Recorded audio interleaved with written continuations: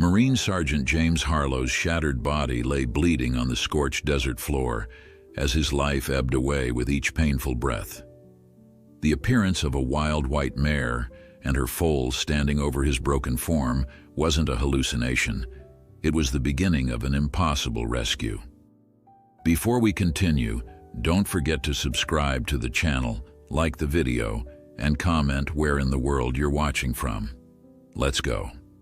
The morning sun cast long shadows across the rugged landscape as retired Marine Corps Sergeant James Harlow made his way along the narrow trail.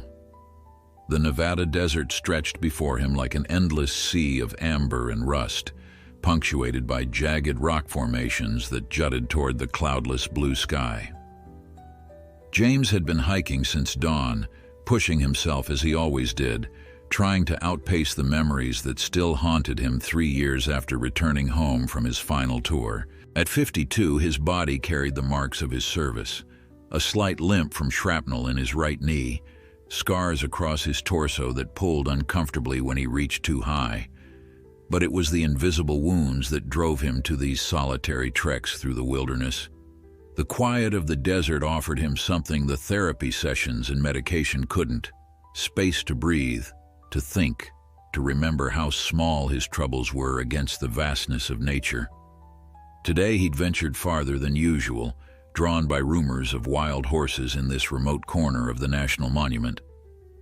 James had always felt a kinship with these creatures, survivors who thrived despite the harshest conditions.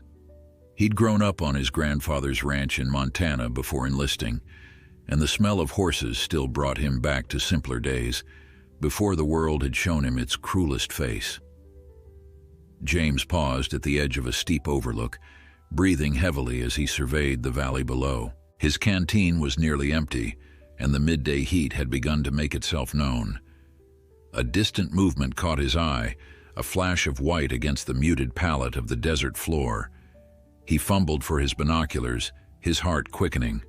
There they were, a small band of wild mustangs, perhaps 7 or 8 in total, moving with effortless grace across the valley. Among them, a mare so pale she seemed to glow in the sunlight, her mane flowing like silver water as she trotted. Beside her, a foal of the same striking color pranced on legs that seemed too delicate for this unforgiving land. "Beautiful," James whispered, his voice rough with emotion. He leaned forward, eager for a better view. The loose soil at the edge of the cliff gave way beneath his boot without warning.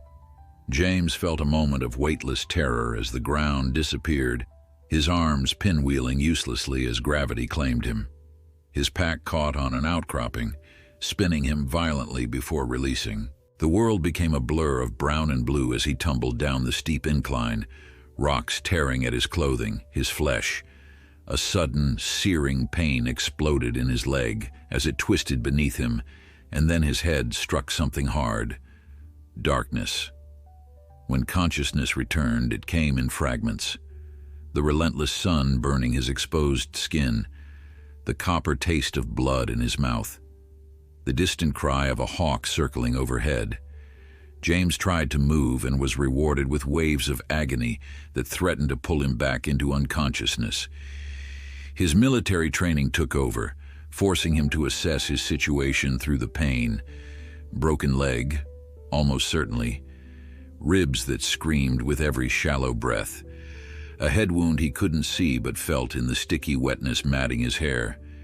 His pack was gone, and with it his water, his phone, his emergency kit. "Help," he tried to call, but the word emerged as barely a whisper. The reality of his situation settled over him with crushing weight. He was miles from the nearest trail, in a remote area few hikers ventured to. His truck was parked at a trailhead over 6 hours away by foot, and no one knew exactly where he'd gone. He'd told his sister he was going hiking, but she wouldn't expect to hear from him for days. The sun crawled across the sky as James drifted in and out of consciousness. The pain in his leg had transformed into a dull, persistent throbbing that seemed to echo through his entire body. Thirst clawed at his throat. and he knew that dehydration would claim him long before starvation if help didn't come. As the light began to fade, bringing momentary relief from the heat but promising the desert's bitter cold, James found himself thinking of all the things he'd never said to the people he loved, all the moments he'd missed while keeping the world at arm's length, afraid to let anyone close enough to see the broken pieces within him. The missions he'd survived only to die alone in his own country because he'd been too stubborn to tell anyone his plans or hike with a partner. Night fell, bringing with it a symphony of desert sounds, the rustle of nocturnal creatures, the whisper of wind through the scrubby vegetation. Stars appeared, countless and brilliant in the clear air. James fixed his eyes on them, determined to stay awake despite his body's demands for rest. He knew that falling asleep with a head injury might mean never waking up again. Somewhere in the darkest hours, as the cold seeped into his bones and pain became his entire world, James heard it. The soft sound of hooves on sand, the gentle snort of a horse. He thought it was a hallucination at first, his dying mind offering comfort in his final hours. But then she appeared, a ghostly figure in the moonlight, the white mare he'd been watching before his fall. She approached cautiously, nostrils flaring as she caught his scent. Her ears swiveled forward with interest rather than fear. Behind her, partially hidden in her shadow, the foal watched with dark, liquid eyes that reflected the starlight. "Hey there," James whispered, his voice barely audible. "You're a long way from your herd." The mare stepped closer, close enough that James could feel the warmth radiating from her body, a blessed contrast to the night's chill. She lowered her head, her breath warm against his face, as she investigated this strange creature before her.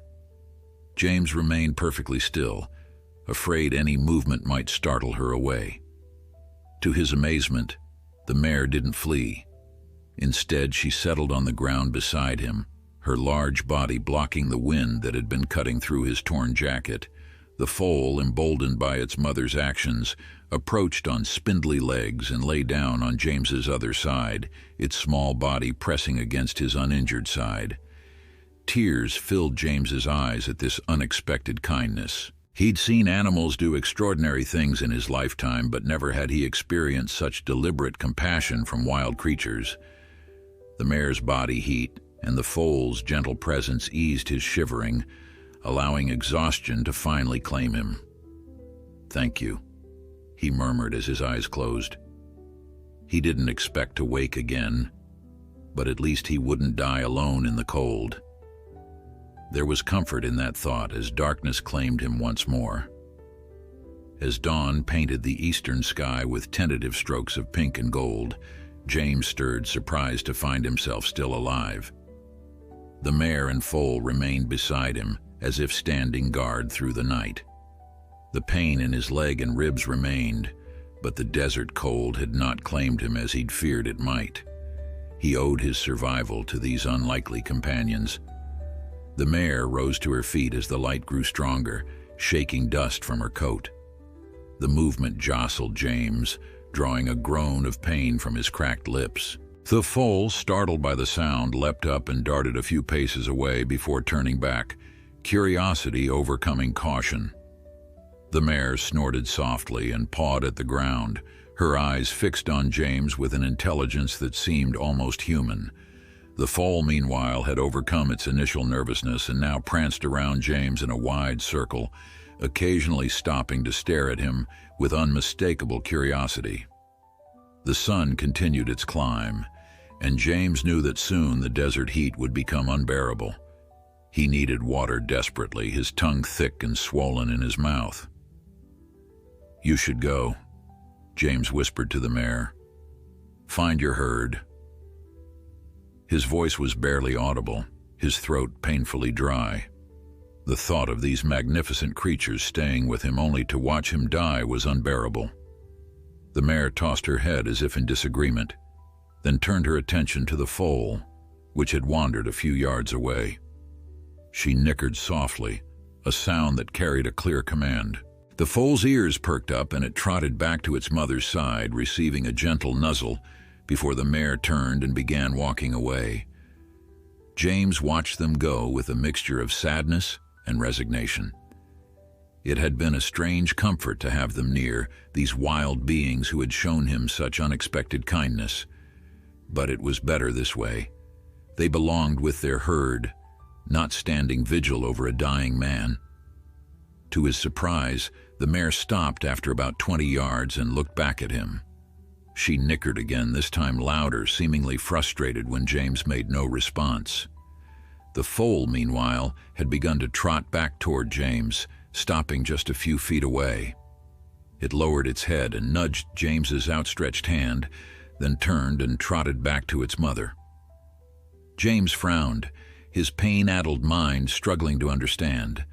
The foal returned, nudging him again before retreating. It repeated this process 3 times before understanding dawned on James with startling clarity. "You want me to follow you?" he said in disbelief. The foal pranced in place, seeming almost excited by his comprehension.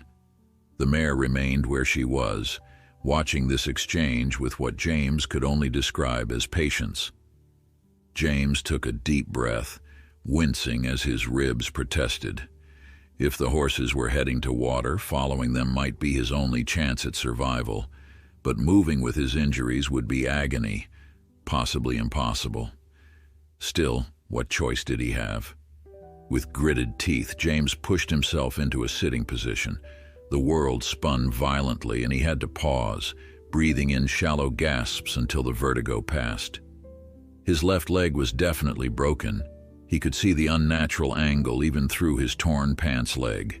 Using his hands and his right leg, he began the excruciating process of dragging himself forward. The foal seemed to understand his struggle, staying close and walking at a pace so slow it was almost comical for a creature designed for speed and distance. Every few yards, James would have to stop, his body trembling with exhaustion and pain. Each time, the foal would wait patiently, occasionally returning to nuzzle him as if encouraging him to continue. The mare led the way, sometimes disappearing over small rises only to reappear moments later, standing like a sentinel as she waited for her foal and the strange human they had adopted to catch up.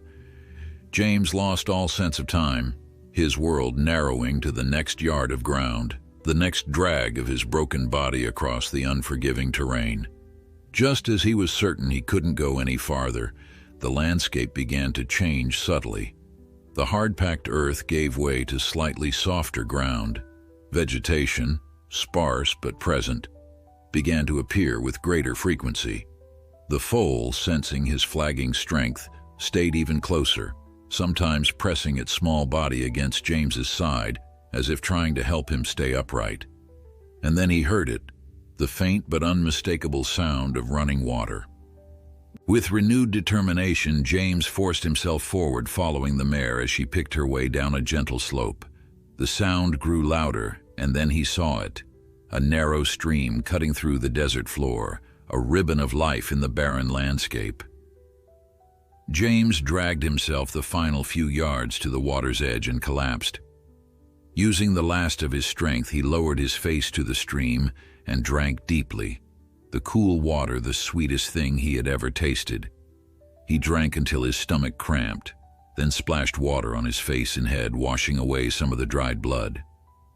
The mare and foal drank alongside him, the mare keeping a watchful eye on both her foal and the injured human. When they had finished, the mare led her foal to a patch of shade beneath an overhanging rock. To James's continued amazement, they didn't leave, but instead settled down in the shade, clearly intending to stay. With the immediate need for water satisfied, James's military training kicked in once more. He needed to assess and treat his injuries as best he could. His leg was the most serious concern, the break clean but the bone not protruding through the skin. Small mercies. Using sticks from nearby scrub and strips torn from his shirt, James fashioned a crude splint, the process leaving him drenched in sweat and trembling with exhaustion. His head wound had mostly clotted, though the area was tender and swollen. Ribs were definitely cracked, possibly broken, but there was little he could do for them except try to move carefully. Various cuts and abrasions covered his body, but none seemed life-threatening now that he had water. As the day wore on, James drifted in and out of sleep in the meager shade near the stream. Each time he woke, the mare and foal were still there, sometimes grazing on the sparse vegetation, sometimes resting, but never straying far. Their presence was both baffling and comforting. Wild horses typically avoided humans, yet these two seemed to have appointed themselves his guardians. By late afternoon, James had regained enough strength to think more clearly about his situation. He was still in dire straits, injured, without supplies, far from help. But he was alive, had water, and for reasons he couldn't fathom, had allies in this mare and her foal. The foal, which had been napping beside its mother, suddenly rose and pricked its ears toward the west. The mare followed suit, both horses alert and focused on something James couldn't see or hear. Years of military training had taught James to trust the instincts of animals, often sharper than human senses. "What is it?" he asked softly, though he knew they couldn't answer. The foal took a few prancing steps forward, then looked back at James with what seemed like expectation. It repeated this behavior, moving a bit farther before turning back, clearly wanting James to notice something. James squinted in the direction the horses were focused on, the late afternoon sun making it difficult to see clearly. Then he spotted it, a thin trail of dust rising in the distance, too straight and purposeful to be caused by wind. People. Someone was coming. The question now was whether their arrival would mean rescue or further danger. In these remote areas, not everyone you encountered had good intentions. Illegal hunting, drug trafficking, smuggling, all were possibilities in the vast emptiness of the desert borderlands. James pulled himself closer to the rock overhang, seeking both better shade and a more defensible position. The mare and foal, however, showed no signs of fear. If anything, the foal seemed excited, prancing in place and occasionally letting out soft whinnies. James's hand instinctively moved to his hip, searching for a sidearm that wasn't there. Years in combat zones had left him with reflexes that were hard to shake. He cursed his helplessness, stranded with a broken leg and no way to defend himself if the approaching party turned out to be hostile. The dust cloud grew larger, and soon James could make out the distinct shapes of horses and riders, 3 of them, moving at a steady pace toward the stream. The mare and foal remained surprisingly calm, which gave James some hope. Horses were excellent judges of character and danger, something he'd learned from his grandfather long ago. "I guess we'll find out soon enough who our visitors are," James muttered to the foal, which had returned to his side and was now watching the approaching riders with apparent interest rather than fear. As the riders drew closer, James could see that they were dressed in the practical clothing of backcountry rangers, khaki uniforms, wide-brimmed hats, and boots designed for both riding and hiking. Relief washed over him. Rangers meant rescue, medical attention, and a way back to civilization. The lead rider, a woman with silver-streaked dark hair pulled back in a tight braid, spotted James first.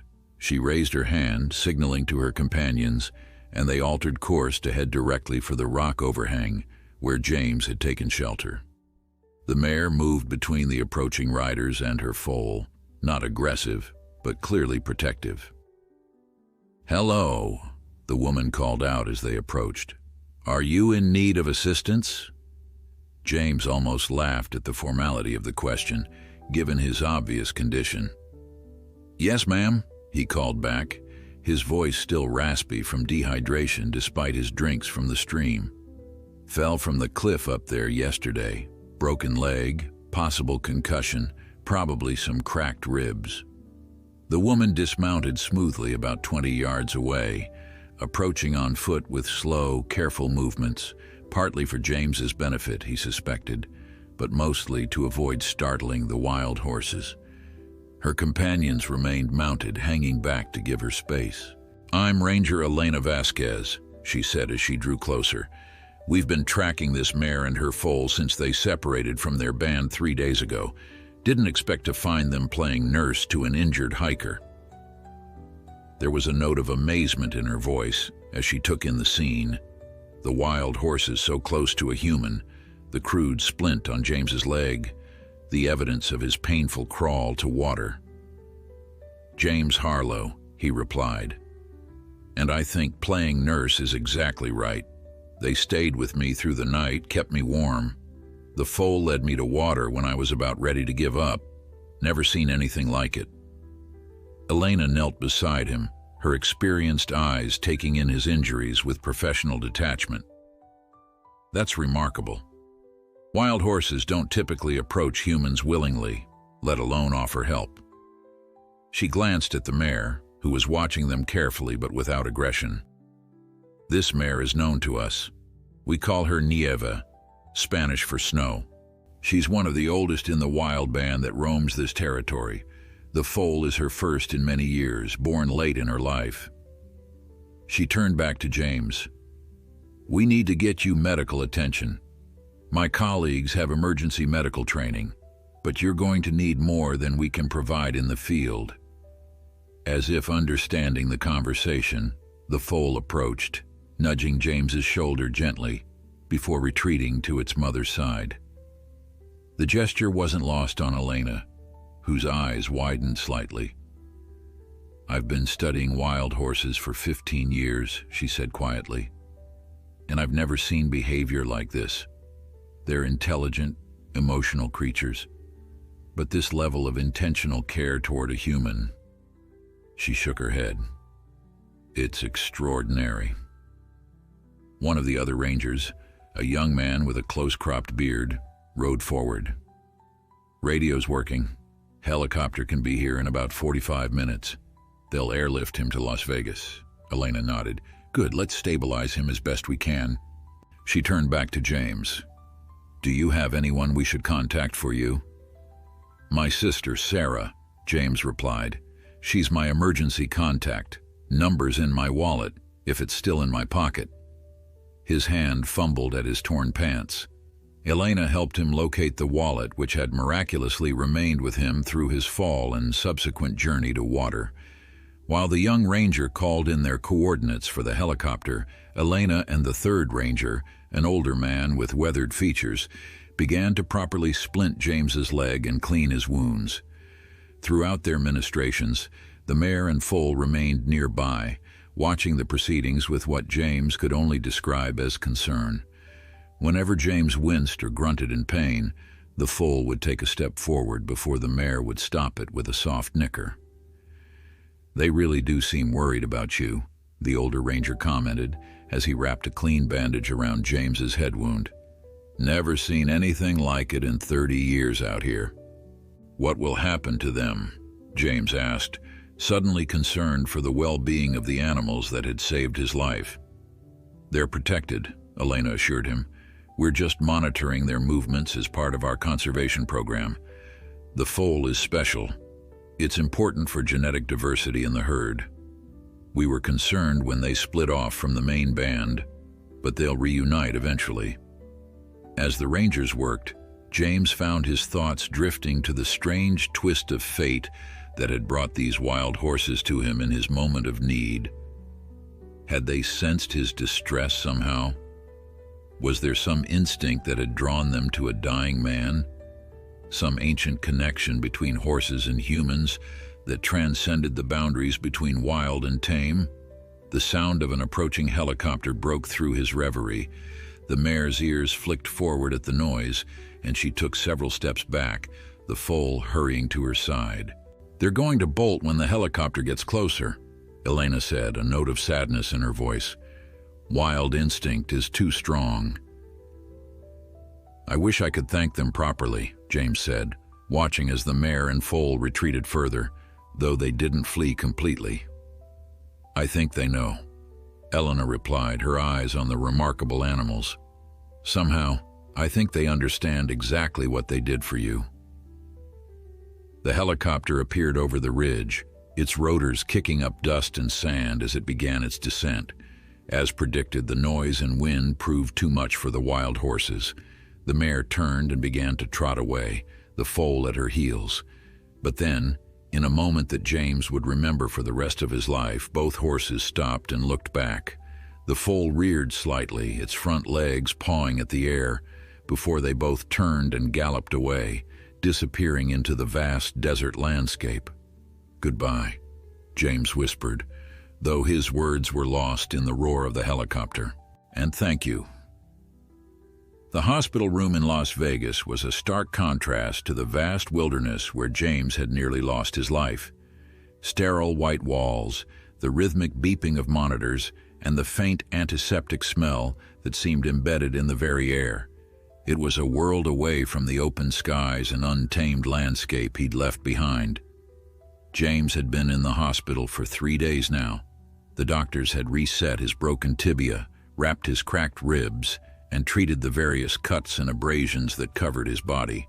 The concussion had been mild, fortunately, though they were keeping him under observation for a few more days as a precaution. His sister Sarah had flown in from Seattle as soon as she'd received the call. She sat beside his bed now, her laptop balanced on her knees as she tried to catch up on work while keeping him company. James watched her, feeling a familiar mixture of gratitude and guilt.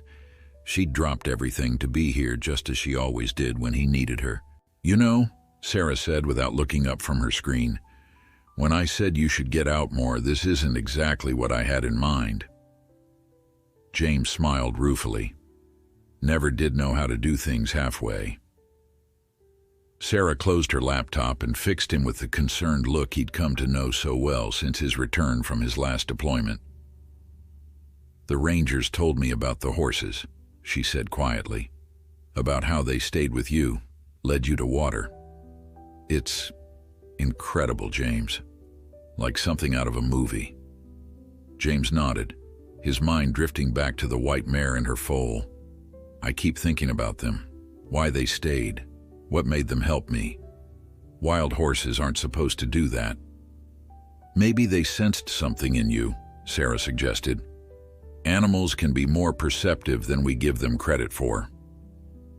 Before James could respond, there was a knock at the door, and Ranger Elena Vasquez stepped into the room. She was dressed in civilian clothes, jeans and a simple button-down shirt, but James recognized her immediately. "Hope I'm not interrupting," she said, offering a smile. "I wanted to check in on you before I head back out to the monument."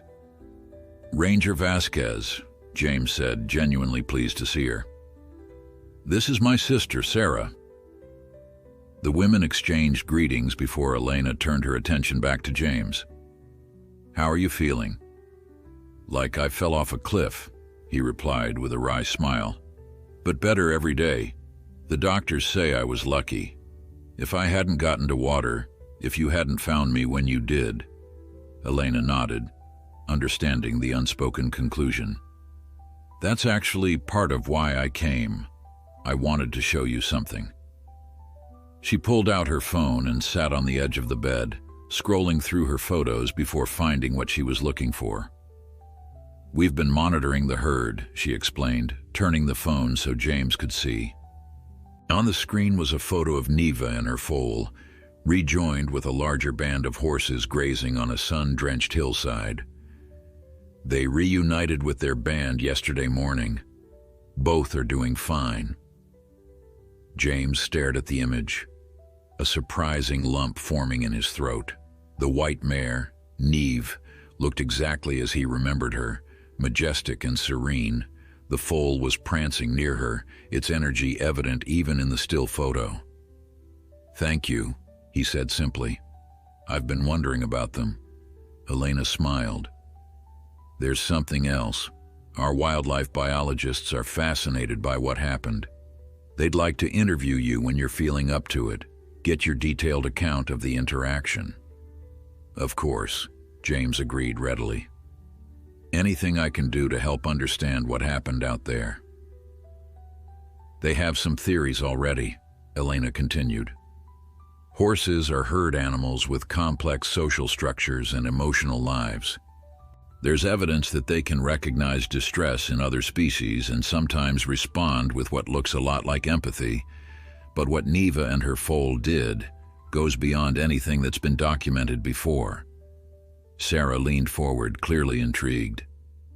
So this isn't normal behavior for wild horses? Not even close, Elena replied. Wild horses typically avoid humans completely. The fact that they not only approached James but stayed with him through the night, then actively led him to water, it's exceptional. James thought about the foal's persistent efforts to guide him, the way it had stayed by his side during the agonizing journey to the stream. The foal seemed almost determined, like it had a purpose. Elena nodded thoughtfully. That's what's most fascinating. There's intentionality there that challenges a lot of what we think we know about wild animal behavior. She paused, studying James for a moment. You said you grew up around horses. My grandfather's ranch in Montana, James confirmed, spent every summer there until I enlisted at 18. That might have something to do with it, Elena suggested. You would have carried yourself differently, even injured. Maybe understood their body language in ways someone without that experience wouldn't have. The conversation continued for a while longer, with Elena sharing more details about the wild horse conservation program and the challenges they faced with habitat loss and resource competition. When she finally stood to leave, she handed James a business card. When you're recovered, she said, I'd like to invite you out to our field station. See the horses again, maybe. We could use someone with your perspective on this research project we're developing. After Elena left, Sarah gave her brother a knowing look. You're going to do it, aren't you? James fingered the card, turning it over in his hands. For 3 years since leaving the Marines, he'd been adrift, unsure of his place in the civilian world, haunted by memories he couldn't seem to shake. Nothing had felt right. Nothing had called to him, until now. Maybe, he admitted, it would be good to see them again. The horses? Yeah. James looked out the window at the distant mountains, barely visible beyond the city's sprawl. I owe them my life, and there's something about them, Sarah, something that made me feel, I don't know, present. Like I was exactly where I was supposed to be, even though I was half dead in the middle of nowhere. Sarah reached over and squeezed his hand. Then you should definitely do it. It's the first time since you came home that I've seen you interested in anything. James nodded, his mind already drifting to the possibility of seeing Neva and her foal again. He wondered if they would remember him, if they would approach him as they had in the desert, or if that moment of connection had been a one-time miracle born of extraordinary circumstances. Either way, he needed to find out. For the first time in years, he felt a flicker of something that might have been purpose or at least direction. It was tenuous, fragile, but it was there. Yeah, he said finally, I think I will. 6 weeks later, James stood on the porch of a small cabin, watching the sun rise over the desert. His leg, still in a walking boot, ached dully, but the pain was manageable now. The doctors had told him he was healing well, though it would be months before he regained full strength and mobility.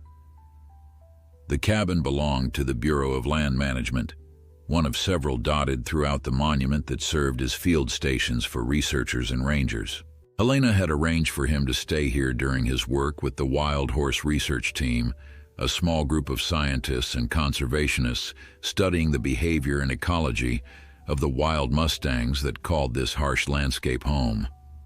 James sipped his coffee, savoring the stillness of early morning. In the distance, the mountains were painted in shades of gold and purple as the first light touched their peaks.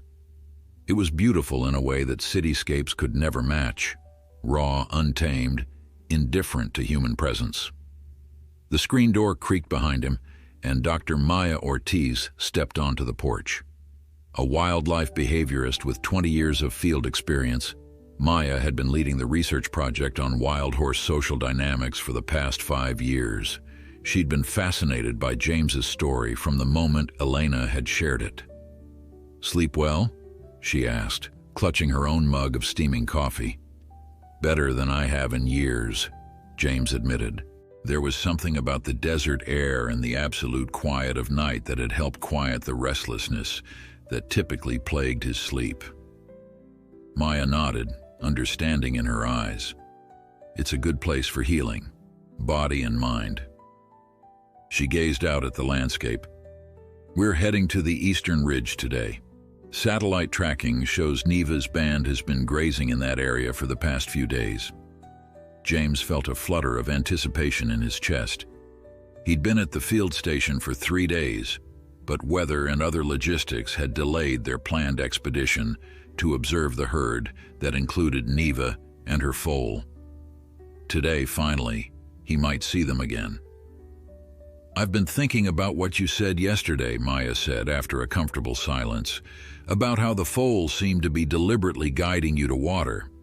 "It wasn't my imagination," James said firmly. "I've worked with horses most of my life, and I know the difference between random behavior and purposeful action." "I believe you," Maya assured him. "It's just so far beyond what we typically observe in wild horse-human interactions. Most documentation of wild horses helping humans comes from folklore and legends, not scientific observation." James smiled slightly. "Maybe some of those old legends aren't as far-fetched as we thought." They set out 2 hours later, James riding in the passenger seat of a rugged field vehicle with Maya driving. 2 research assistants followed in a second vehicle, carrying equipment for observing and documenting the horses from a distance. The eastern ridge was about an hour's drive from the field station, along rough dirt roads that tested both vehicles and their occupants. "We'll stay downwind and use the ridge for cover," Maya explained as they bounced along. "Wild horses have incredible senses. They can smell humans from remarkable distances and spot movement far better than we can. We don't want to disturb their natural behavior." James nodded, though a part of him, a selfish part he knew, hoped that Neva and her foal might notice him, might remember the man they had saved. They parked the vehicles in a natural depression that kept them hidden from the valley beyond, then continued on foot. James moved slowly but steadily with his walking boot and a hiking pole for support. Maya set a pace that accommodated his limitations without making him feel coddled, something he appreciated more than she probably realized. The group crested a small rise and Maya motioned for everyone to get low. She raised her binoculars, scanning the valley below, then passed them to James with a smile. "There they are," she whispered. "About half a mile out, near that cluster of junipers." James brought the binoculars to his eyes and adjusted the focus. His breath caught in his throat as the horses came into view. About 15 of them grazed peacefully in the valley, their coats gleaming in the midday sun. And there, standing slightly apart from the others, was a sight that made his heart skip, the unmistakable white form of Nieva, with her foal nearby. "I see them," he said softly, unable to keep the emotion from his voice. One of the research assistants set up a spotting scope on a tripod, while the other began taking notes on the herd's composition and behavior. Maya and James settled behind a large rock that provided both shade and concealment, preparing for a long session of observation. Hours passed as they watched the herd graze, rest, and interact. James found himself fascinated by the complex social dynamics Maya pointed out. How certain horses seemed to hold leadership positions, how mothers collectively watched over the young foals, how subtle ear movements and body postures communicated volumes between the animals.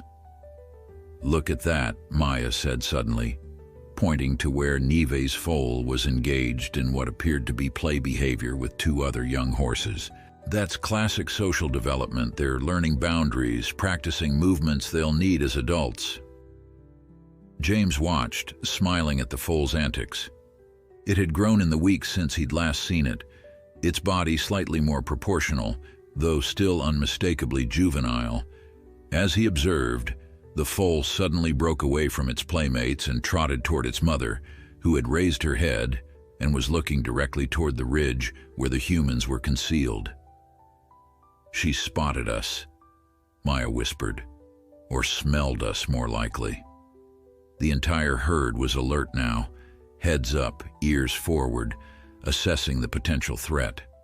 Several of the horses began to move away from the perceived danger, but to James's surprise, Neva didn't immediately follow. Instead, she continued to stare in their direction, the foal now at her side. "This is unusual," Maya murmured, making notes. "She's not exhibiting typical flight response."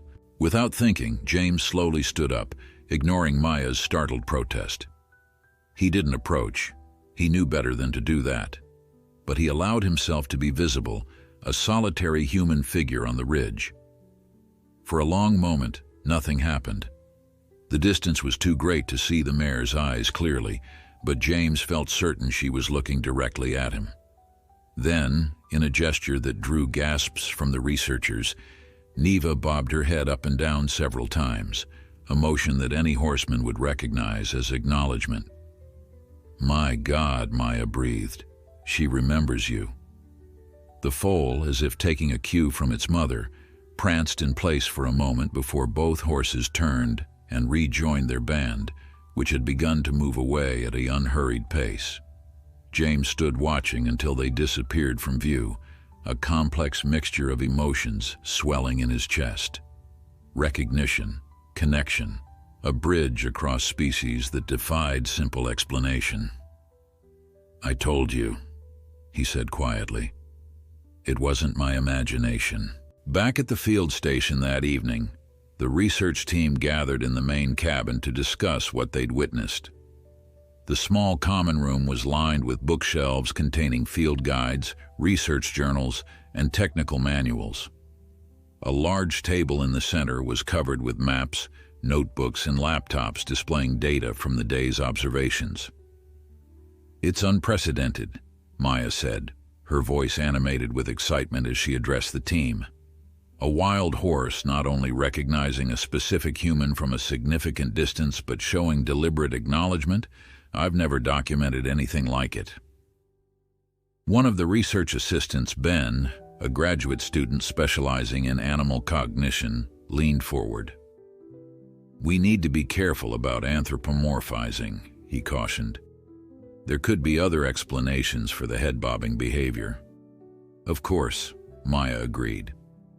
"But considering the history between James and these particular horses, the simplest explanation might actually be recognition." She turned to James. "What do you think? You've spent more time around horses than any of us." James considered the question carefully. He'd been taught from childhood to respect horses as intelligent, sensitive creatures, but also to avoid projecting human emotions and intentions onto their behavior. His grandfather had been clear about that. Understanding horses meant understanding them as horses, not as four-legged humans. "Domestic horses certainly recognize individuals," he said finally. "They can distinguish between familiar and unfamiliar humans by sight, sound, and smell. I've had horses recognize me after years of separation." He paused, thinking of Neva's deliberate head movement. "What we saw today? I can't prove it was recognition, but it sure looked like it to me." The discussion continued late into the evening, the researchers debating the implications of their observations and planning follow-up studies. James listened more than he spoke, still processing the emotion of seeing Neva and her foal again. When he finally excused himself and returned to his cabin, exhaustion hit him like a physical wave. He sat heavily on the edge of his bed, wincing as he removed the walking boot to examine his leg. The surgical scar was healing well, a clean pink line against his tanned skin. He massaged the atrophied muscles gently, thinking about how far he still had to go in his recovery. His phone buzzed with a text message from Sarah. "How did it go today? See your horse friends?" James smiled and typed back, "Yes. Pretty sure the mayor recognized me. Scientists are losing their minds." Sarah's reply came quickly. "Not surprised. You always did have a way with horses. Dad used to say they could smell the sugar cubes you hid in your pockets a mile away." The mention of their father brought a bittersweet pang. Marine Colonel David Harlow had been killed in action when James was 25 and Sarah just 22. It had been their father who'd first taught them to ride, who'd instilled in them a deep respect for horses and the natural world. "Miss you," James texted back, knowing Sarah would understand the sudden shift in conversation.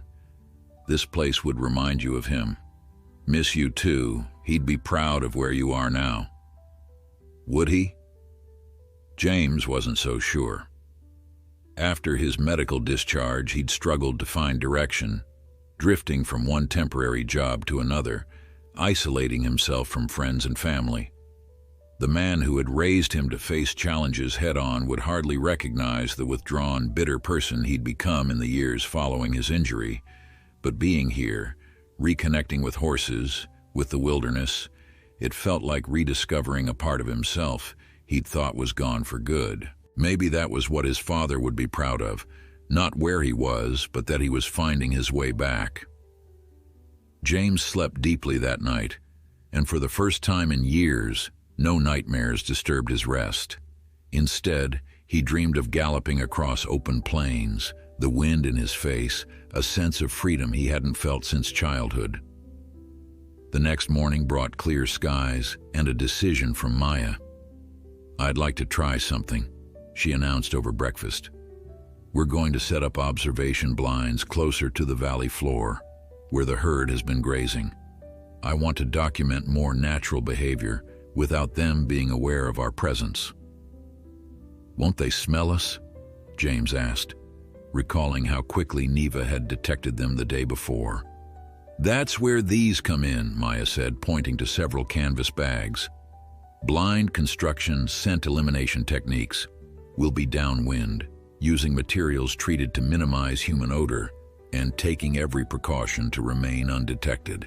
By mid-morning, the team had constructed 2 observation blinds in strategic locations near where the herd was expected to pass.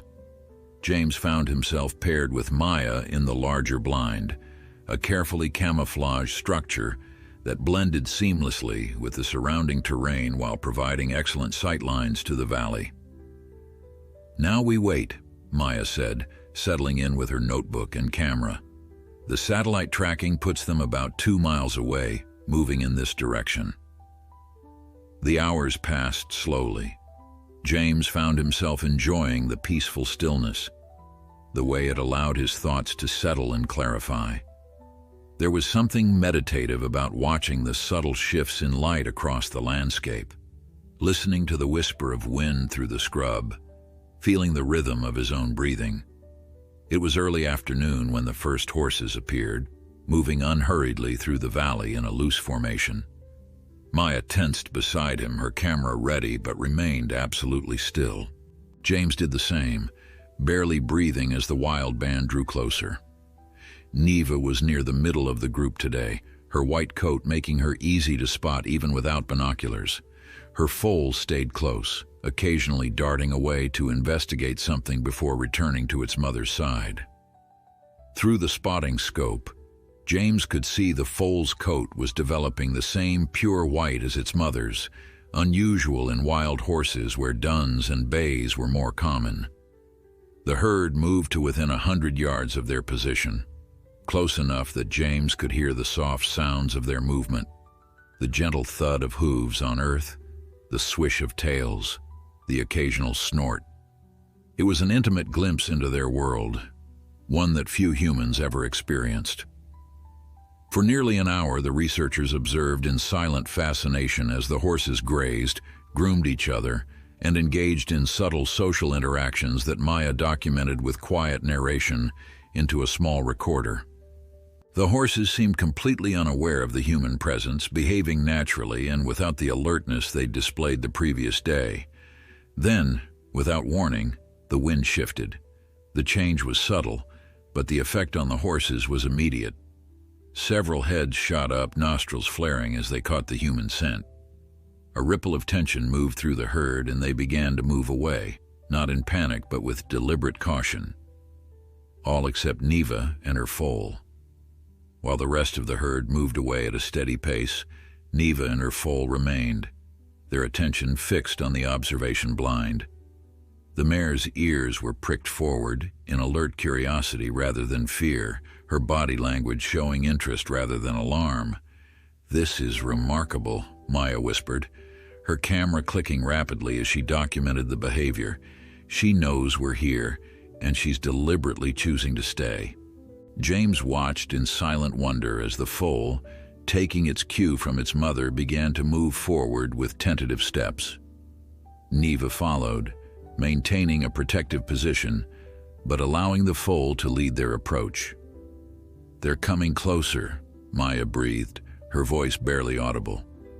"Don't move." James remained motionless, though his heart was pounding so loudly he was certain the horses could hear it. The foal approached to within 50 yards of the blind, then stopped, its head high, nostrils flaring as it processed the scents being carried on the shifting breeze. What happened next left both humans momentarily speechless. The foal turned its head and looked directly at the blind, as if it could see through the carefully constructed camouflage. Then, in a movement that seemed deliberate in its precision, it pawed at the ground 3 times with its right front hoof. Maya's sharp intake of breath matched James's own stunned reaction. The gesture was too specific, too deliberate to be coincidence. It was the equine equivalent of a greeting, a clear acknowledgement of their presence. "I've never seen anything like this," Maya whispered, her scientific detachment momentarily forgotten in the face of such extraordinary behavior. "It's almost as if they're trying to communicate," James finished for her, his voice equally hushed. For several minutes, Neva and her foal remained in place, watching the blind with an intensity that seemed to transcend normal equine behavior. Then, as if satisfied with what they'd observed, they turned and moved away at an unhurried pace to rejoin their herd, which had stopped at a safe distance waiting for the pair. Neither James nor Maya spoke immediately after the horses had gone, both trying to process what they had witnessed. Finally, Maya lowered her camera and turned to James, her expression a mixture of scientific fascination and something close to awe. "That wasn't random behavior," she said firmly. "That was intentional recognition and acknowledgement. The foal knew exactly what it was doing." "Yes," James agreed simply, unable to articulate the emotion welling up inside him. The connection he'd felt with these wild creatures in his moment of greatest need hadn't been one-sided or imagined. They remembered him, recognized him, and in their own way were acknowledging the bond that had been forged between them. Back at the field station that evening, the research team was abuzz with excitement. The video Maya had captured was being analyzed frame by frame, the behavior of Neva and her foal documented with scientific precision. Yet beneath the technical discussions, there was a sense of wonder that transcended scientific methodology. "We need to be careful about how we present this," Maya cautioned as they gathered for dinner. "The scientific community can be skeptical about observations that challenge established understanding of animal behavior, especially when it comes to cross-species interaction."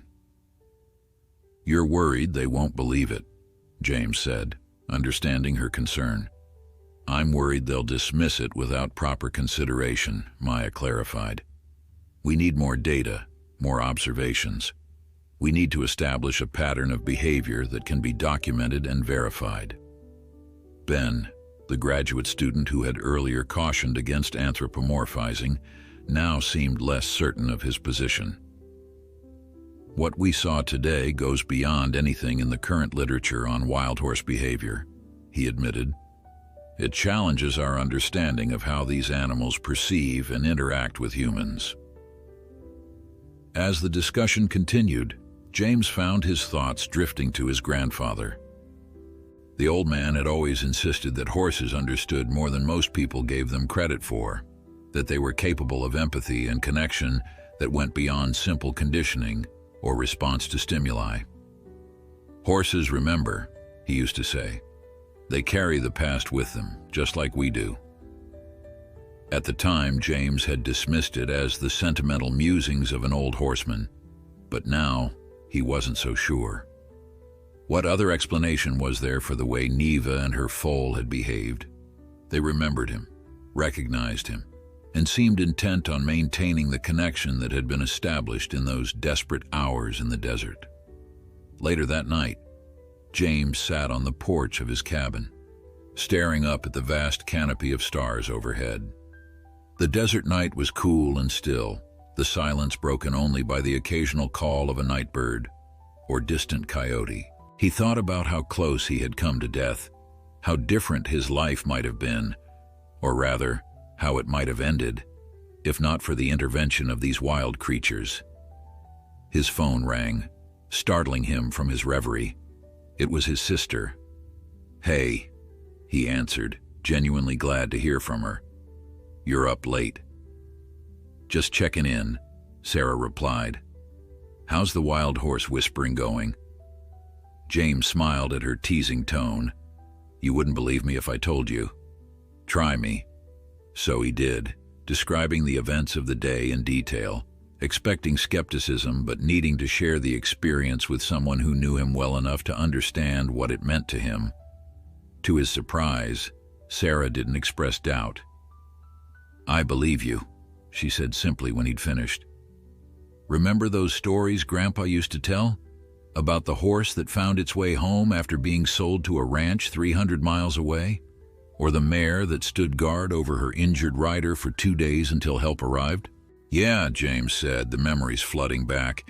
Their grandfather had been full of such tales passed down through generations of horsemen. "I always thought he was exaggerating." "Maybe he wasn't," Sarah suggested. "Maybe there are connections between species that we don't fully understand yet." James considered this. The scientists here are trying to understand it, to document it. But I'm not sure if science has all the tools to explain what's happening. "Not everything needs to be explained to be true," Sarah said with the quiet wisdom that had always made her his emotional anchor.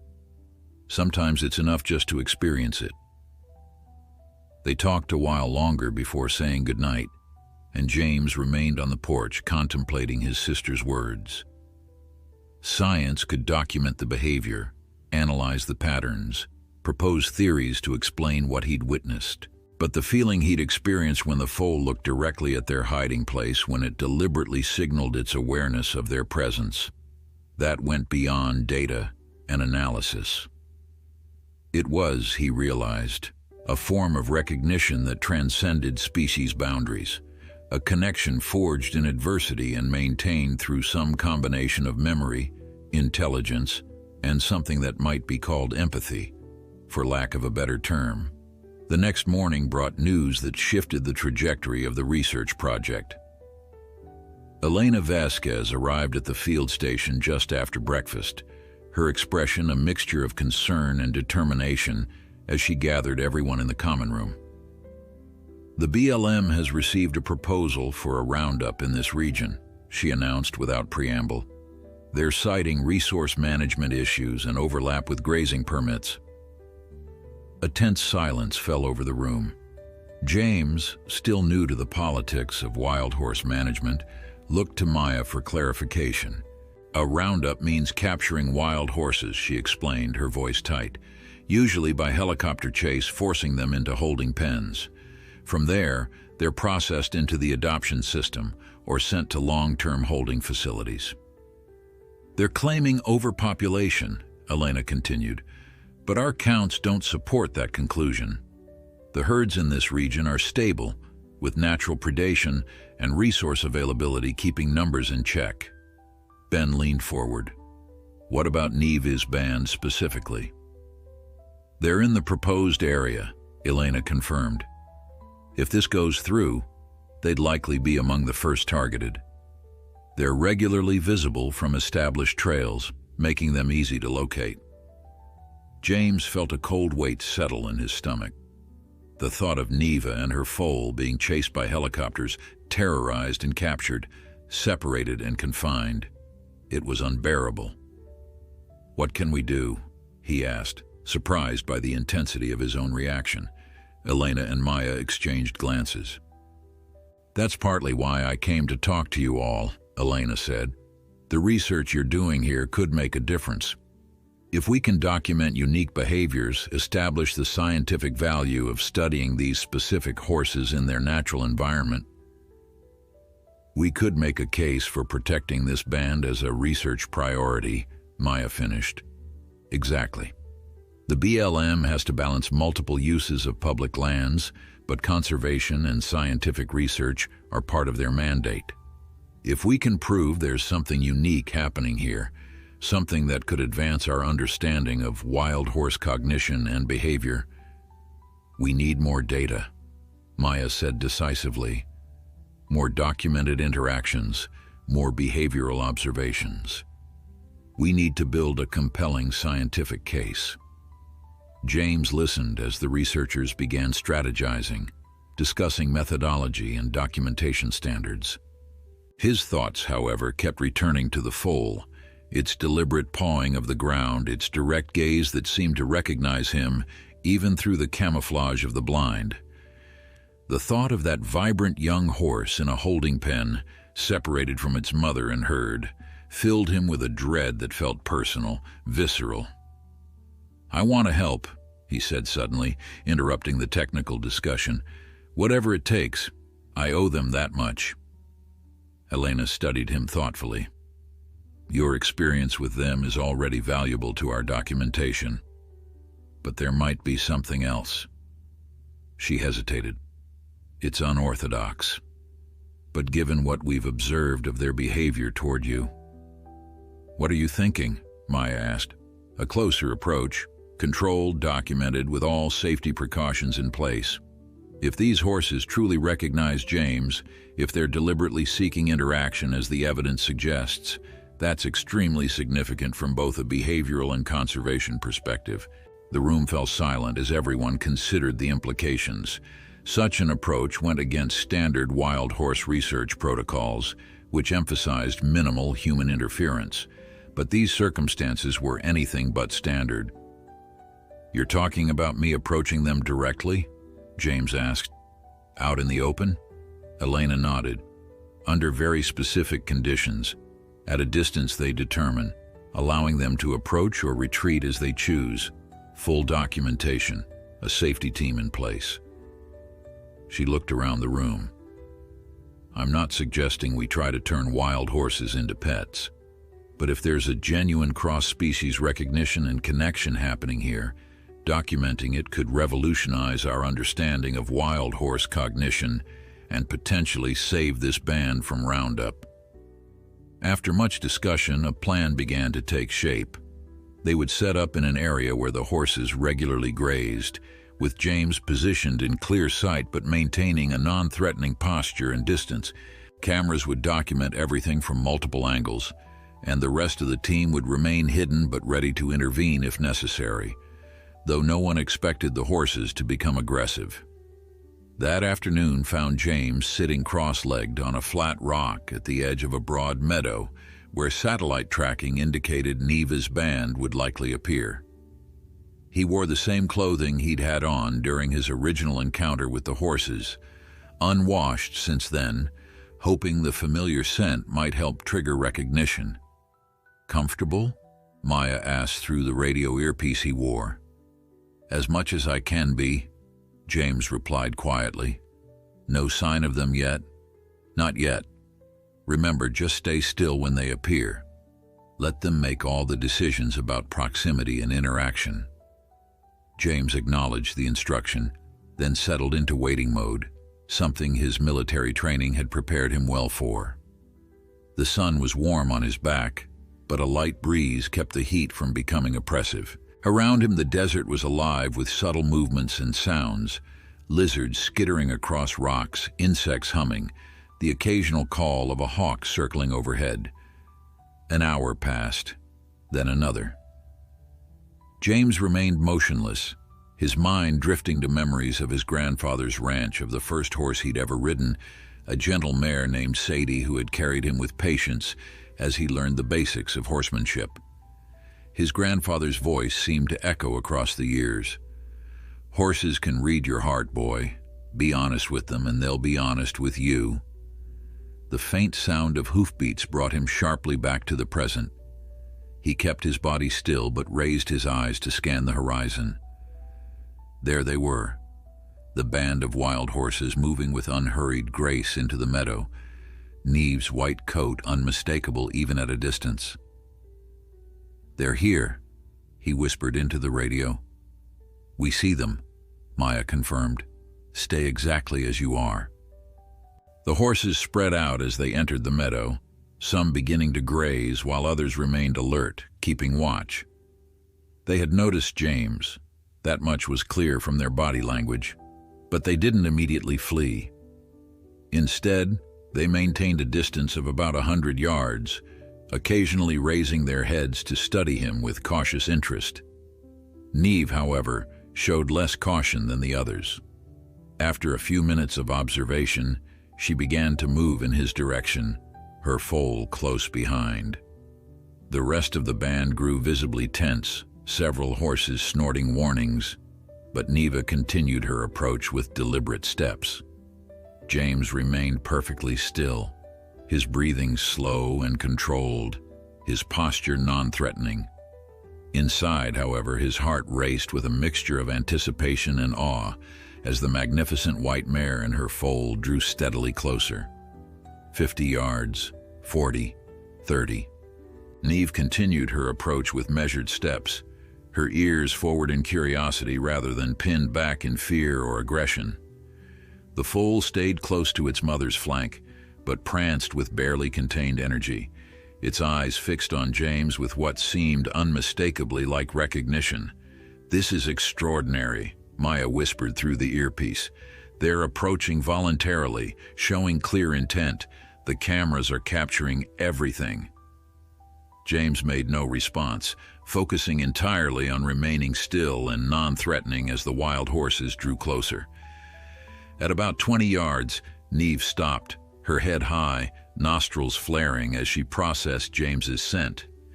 She stood like that for nearly a full minute, neither advancing nor retreating, as if weighing some complex decision. Then, with a soft nicker to her foal, she took several more deliberate steps forward. The foal followed, emboldened by its mother's confidence, and to the astonishment of the hidden researchers, broke into a trot that brought it directly to where James sat. From his position on the rock, James found himself at eye level with the young horse as it stopped just a few feet away. Its dark eyes studied him with intelligence that seemed far beyond what conventional understanding of equine cognition would suggest possible. James remained motionless, hardly daring to breathe. The foal leaned forward, stretching its neck, and gently touched its muzzle to James's outstretched hand. The contact was electric, warm, soft, deliberate. A greeting between two beings who had shared a profound experience, now reunited. James felt tears spring to his eyes, unbidden and unstoppable. "Hello, friend," he whispered, his voice barely audible. The foal snorted softly, its breath warm against James's skin, then took a step back. Neve, who had watched this interaction with alert attention, now approached herself. She was massive up close, her presence commanding respect even in her gentleness. She lowered her head, bringing her face level with James's, and for a moment they simply regarded each other, man and horse, rescuer and rescued, connected by a thread of understanding that defied easy explanation. "They remember you." Maya's voice came through the earpiece, awe evident in her tone. "This isn't just recognition. This is deliberate reconnection." The moment stretched, frozen in time, as cameras whirred softly from hidden positions around the meadow, documenting an interaction that would challenge scientific understanding of wild horse behavior. Then, with a soft nicker, Neva turned and began to move away, her foal following after one final look at James. They rejoined their band, which had been watching the exchange with evident curiosity, and gradually the entire group resumed grazing, though many kept James in their peripheral vision. "Don't move yet," Maya instructed. "Let's see if they maintain awareness of you while continuing normal behavior." For another hour, James remained seated on the rock as the horses grazed, socialized, and rested. Unlike typical wild horse behavior around humans, they didn't maintain a constant vigilance or show stress signals. Instead, they seemed to have accepted his presence as non-threatening, incorporating him into their environmental awareness without alarm. Occasionally, the foal would look in his direction or take a few steps toward him before returning to its mother's side. Each time, James felt the same surge of connection, of recognition that transcended species boundaries. When the research team finally signaled that they had enough footage, James stood slowly, causing the horses to raise their heads but not flee. With a final look at Neve and her foal, he turned and walked away, leaving the wild horses to their freedom. Back at the field station, the atmosphere was electric with excitement as the team reviewed the footage. The interaction had far exceeded their expectations, providing undeniable evidence of recognition, memory, and intentional cross-species connection. "This changes everything," Maya said, her eyes bright as she replayed the moment when the foal touched James's hand. "Look at the deliberate nature of that contact. That's not random investigation. That's greeting behavior. It's purpose-driven interaction with a recognized individual." Elena, who had returned to the station to see the results of their experiment, nodded in agreement. "I've never seen anything like it in 30 years of working with wild horses. This footage is going to be significant, not just scientifically, but for conservation efforts." They worked late into the night, compiling the evidence, organizing their data, and drafting a preliminary report. The urgency of the situation with the proposed roundup gave their work added importance. This wasn't just about advancing scientific understanding, it was about potentially saving these remarkable animals from capture. In his cabin afterward, James sat on the edge of his bed, the events of the day playing through his mind in an endless loop. The touch of the foal's muzzle against his hand, the steady gaze of Neva as she stood before him, the undeniable sense of connection he'd felt. It had affected him deeply in ways he was still trying to process. His phone rang, Sarah, checking in as she did most evenings now. "How did it go today?" she asked after he answered. James hesitated, trying to find words adequate to describe what he'd experienced. "I don't know if I have the words, Sarah. They came right up to me. The foal touched my hand. They remembered me." "Of course they did," Sarah said softly. "You're not easy to forget, big brother." That night, James dreamed of his grandfather's ranch again, but this time the dream shifted to the desert. He stood in the vast open space, and before him was Neva, her coat gleaming in the moonlight. On her back sat the foal, now somehow fully grown. In the dream logic that makes the impossible seem natural, the adult horse leaped from its mother's back and transformed mid-air into a human figure, his father, dressed in his marine dress blues. "You found your way back," his father said, smiling with pride. James woke with tears on his face, but a sense of peace in his heart that he hadn't felt in years. The next morning brought news that energized the entire team. Based on their preliminary report and the compelling footage they'd submitted, the BLM had agreed to postpone the proposed roundup pending a full review of their research findings. "It's not a permanent solution," Elena cautioned as they gathered to discuss this development, "but it buys us time to make a stronger case for protection based on scientific value." "How much time?" Ben asked. "At least 6 months," Elena replied. "Possibly longer if we can demonstrate ongoing research value." Maya turned to James. "Your interaction with them was the key. The footage of that encounter is what convinced them this might be something unique and worthy of further study. James nodded, feeling a complex mixture of emotions. Relief that Neva and her foal were safe for now, pride in his contribution to their protection, and a growing sense of purpose that had been missing from his life for too long. "What's next?" he asked. "More documentation," Maya said. "More controlled interactions if the horses continue to seek them. We need to establish whether this behavior is unique to you and these specific horses, or if it represents a broader capacity for cross-species recognition and connection." "And you?" Elena asked, studying James with perceptive eyes.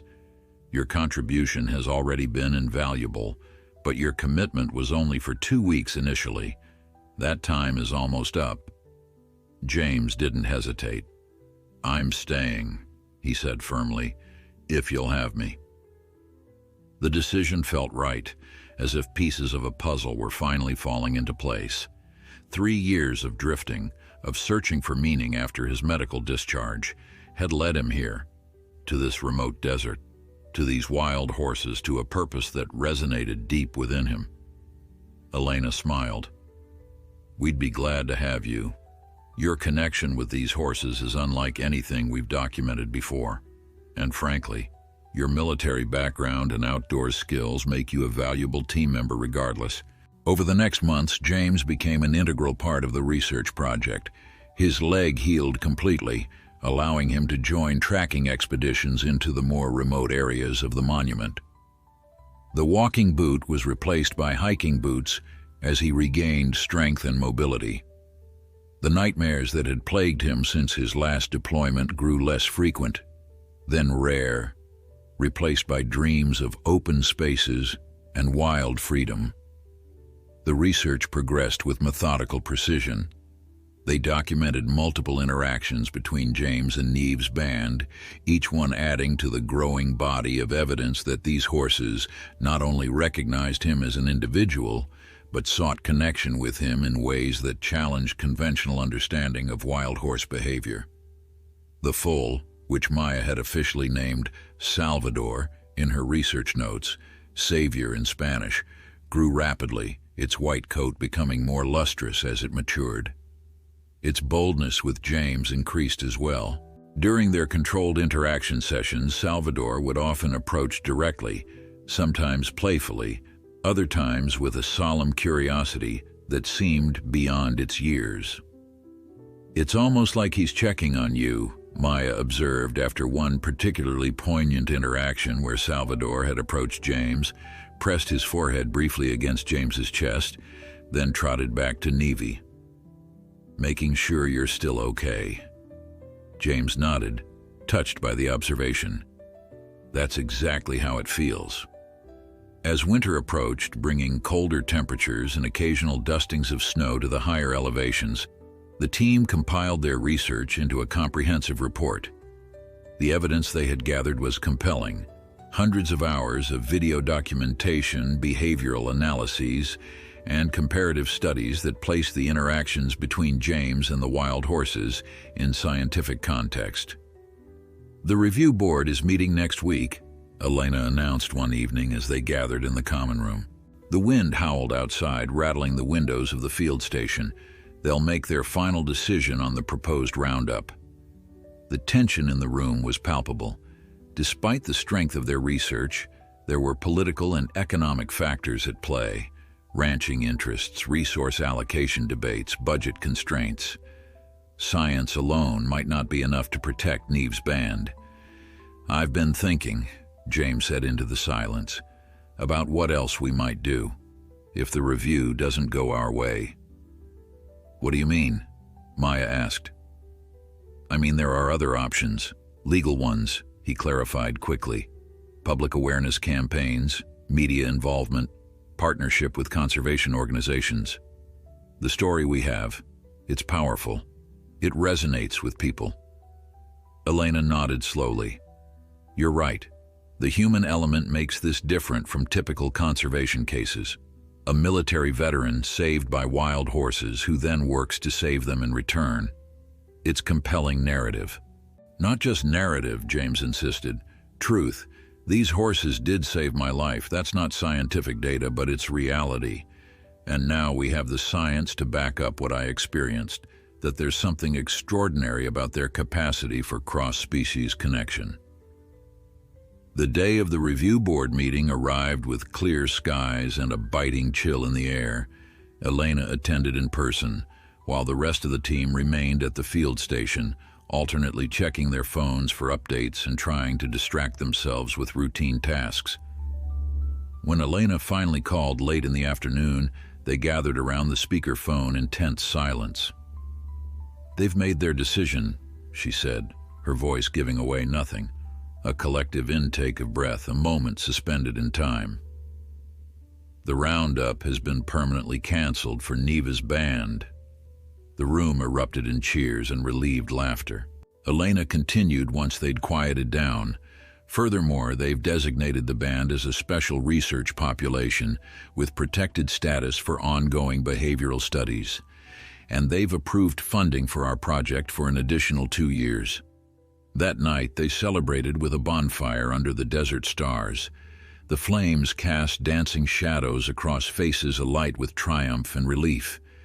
James sat slightly apart from the others, staring into the fire and thinking about the strange path that had led him here. 3 years ago, he'd been at his lowest point, physically broken, emotionally numb, disconnected from the world around him. His fall from the cliff might have been the end, a tragic but unsurprising conclusion to a life that had lost its direction. Instead, it had become a beginning, a fork in the road that led to unexpected connection and purpose. Sarah called as the celebration was winding down. James stepped away to take the call, walking toward the edge of camp where the firelight faded into the vast darkness of the desert night. "They approved it," he told her, his voice thick with emotion. "The horses are safe." "I never doubted they would," Sarah replied. "Not with you fighting for them." After a pause, she added more softly, "You sound different, James. Better, happier." "I am," he admitted. "I found something here, Sarah. Something I thought I'd lost for good. Purpose? That's part of it, but also connection. To these animals, to the land, to something bigger than myself." He struggled to put it into words. "When I came back from my last deployment, I felt disconnected, like I didn't belong anywhere anymore. But these horses, they saw me at my absolute worst, completely vulnerable, and they chose to help, to connect." "And that helped you reconnect," Sarah said, understanding as she always did. "Yeah, exactly." The next morning, James rose before dawn and hiked to a ridge overlooking the valley where Neva's band had been spotted the previous day. The first light of morning painted the landscape in soft gold and rose tones as he settled on a rock to watch. They appeared just as the sun crested the eastern mountains. First a single white figure, then another, then the darker shapes of the rest of the band. They moved with unhurried grace across the valley floor, powerful and free in their natural environment. Through his binoculars, James could see Neve clearly, her head high as she led the band toward the morning grazing grounds. Salvador trotted at her side, no longer the wobbly foal James had first encountered, but a strong young horse growing into his potential. As if sensing his presence, both white horses paused and looked toward the ridge where James sat. It was too far for them to see him clearly, he knew, yet something, some sense or memory or connection, seemed to make them aware of his presence. Salvador reared slightly, front hooves pawing at the air in what James now recognized as a greeting. Then both horses rejoined their band, continuing their journey across the valley. James lowered the binoculars, a smile spreading across his face. He would continue to observe, to document, to learn from these remarkable creatures. Their story, his story, would add to humanity's understanding of the complex inner lives of animals and the connections possible between species. But in this moment, scientific purpose faded into the background. What remained was simpler and more profound. Gratitude for life restored, for connection rekindled, for the unexpected ways that healing could find you, even in the midst of a desert, when you'd given up hope of ever being whole again.